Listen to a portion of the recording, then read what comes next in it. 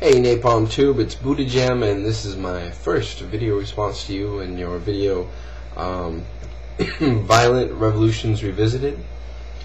I just wanted to give you some food for thought. An excellent book I would highly recommend you read is Prison Memoirs of an Anarchist by Alexander Berkman. If you remember, Berkman was Emma Goldman's longtime lover and friend, great anarchist. He had conspired with Goldman and others to murder Henry Clay Frick, who was running Carnegie Steel Mills. Carnegie had a good image as his relations with the employees, and so he went overseas, let Henry Clay Frick take care of this homestead strike. I'm not going to get into the whole thing. Goldman shows up, tries to kill him. I think shot him a couple times. Even tried stabbing him, was unsuccessful, but he ended up doing about 14 years in prison, most of it in solitary. Gave him a lot of time to reflect on, his idea was, this one violent act, Frick was to embody the capitalist class, that was, and it was real. I mean, he wasn't stupid, but the idea that this one murder, this assassination, would spur the workers at Homestead and elsewhere to rise up against the capitalists. And as time went on,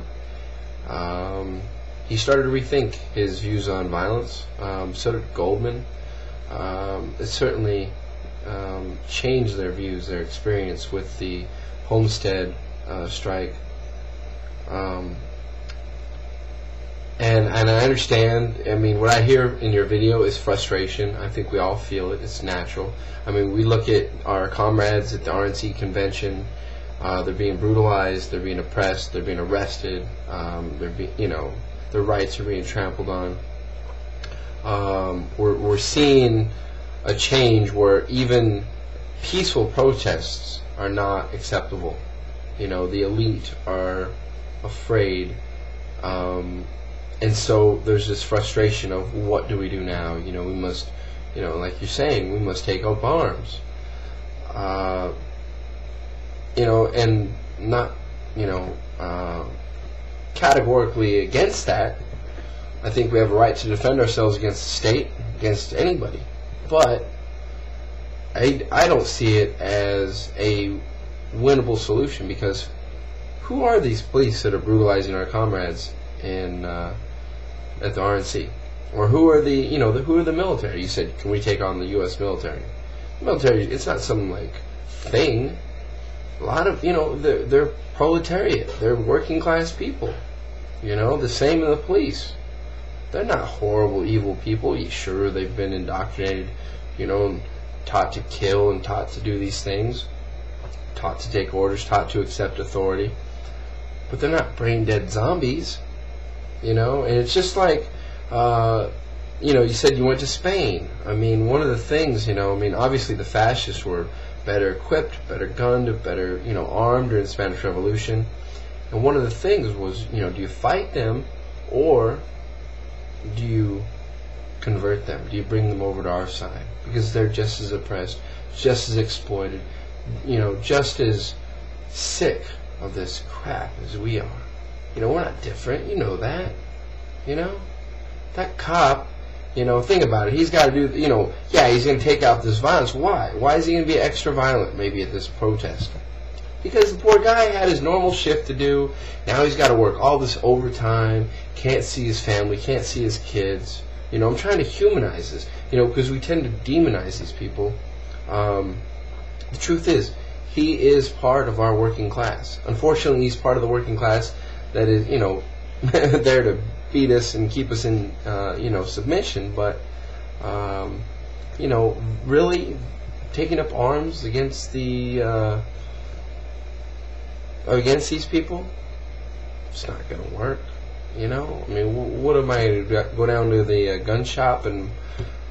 I mean, it's just ridiculous. And I don't mean to say your idea is ridiculous, and I mean it's heartfelt and it's sincere, and maybe in a different time, when the the parity of force was more even. It was more realistic. The Army at one time they had muskets. I can go out and get a musket.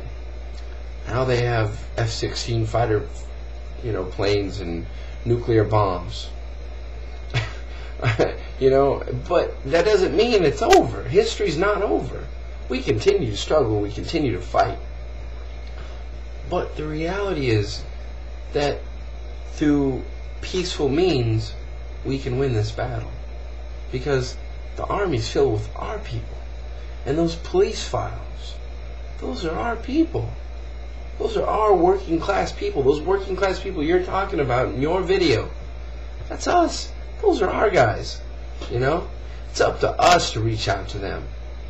Maybe while they're pepper spraying us, maybe while they're fingerprinting us, maybe at a bar over a beer, But it's up to us to make those human relations that are necessary for us to have real solidarity. Solidarity isn't some abstract concept. It's a real thing. You see your buddy getting beat up by some thugs, you run out there and you do your best to help him. It's not abstract. It's real. And so we need to form that solidarity, with the people that are in the Army that are forced to be sent over to Iraq to murder and maim and, all the things they do. So, all I'm saying is, one, read Prison Memoirs of an Anarchist. Awesome book. Really, I think it'll give you something to think about as far as violence in in our struggle. And again, I'm not discounting violence or defending ourselves. But I think what Martin Luther King and Mahatma Gandhi, they didn't stay away from violence simply because violence doesn't work. Obviously, violence works. The elite know that. But, unfortunately, they tend to have a monopoly on the use of force, at least, in this day and age. But we have, let's not forget, we have the numbers, and we are fighting for a just cause. So, I think Punk Outlaw echoed some of my sentiments, but seriously, give it a little more thought, because what I'm saying is, I'm not saying that if we could, I'd give, we can all band together and overthrow them tomorrow. Hey, great. But that's not the world I'm living in, and I don't think it's the world you're living in. So we're going to have to come up with something a little different. And, I think it was Emma Goldman who, she realized that, violence is for people who want to take a shortcut and not organize. If you don't want to organize, you go directly to violence, because you don't have to go out and organize and educate and agitate. You can just go to violence. The problem is that might not necessarily work. If it works for you, by all means, I'm not here to tell you what to do. But as a comrade in the struggle, I'm here to tell you what I think and maybe share some insights I have. Okay? So, hope you have a good night, and I hope to hear back from you. Alright? Peace.